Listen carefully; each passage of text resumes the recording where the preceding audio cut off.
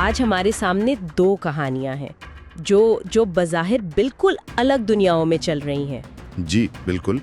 एक तरफ तो किचन में एक ख्वाब को पूरा करने की जंग है और दूसरी तरफ हॉस्पिटल के कमरे में जिंदगी और मौत की कश्मकश। और दोनों की मरकज में एक बहुत बड़ा रिस्क है। एक फनकाराना रिस्क और दूसरा एक वजूदी रिस्क यानी एन एग्जिस्टेंशियल रिस्क। ये देखना दिलचस्प होगा कि इनमें मुश्तरक क्या है। बिल्कुल। तो किरदार हैं जवेरिया जो एक बड़े कुकिंग मुकाबले की तैयारी कर रही हैं, और फिर हैं दिलान और बारान जिन्हें एक ऐसा फैसला करना है जो उनकी दुनिया बदल देगा। तो आइए पहले जवेरिया की तरफ चलते हैं। हाँ, वो मुकाबले के लिए एक डिश चुनने की कोशिश कर रही हैं और उनकी परेशानी वो साफ नजर आ रही है। वो कुछ ऐसा बनाना चाहती हैं जो सिर्फ अच्छा ना हो, मतलब यादगार हो, और आखिरकार वो एक ऐसी डिश चुनती हैं जो सुनने में ही शाकार लगती है। बिल्कुल शाकार लगती है।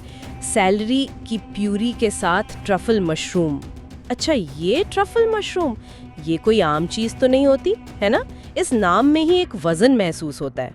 बिल्कुल नहीं, ये कोई आम खम्बी नहीं जो कहीं भी मिल जाए। ट्रफल, वो समझें कि जमीन के नीचे उगने वाला एक खजाना है जिसे ढूंढना अपने आप में एक फन है, और इसीलिए ये दुनिया के महंगे तरीन अज्जा में से एक है। तो जवेरिया सिर्फ एक डिश बनाने का नहीं सोच रही। नहीं, वो एक तरह से खजाने की तलाश पर निकल रही हैं, और इस बात की कोई गारंटी नहीं कि ये खजाना उन्हें मिलेगा भी या नहीं। खतरा मोल लेने की एक और कहीं ज्यादा संगीन शक्ल हमें हॉस्पिटल के एक कमरे में नजर आती है। सही।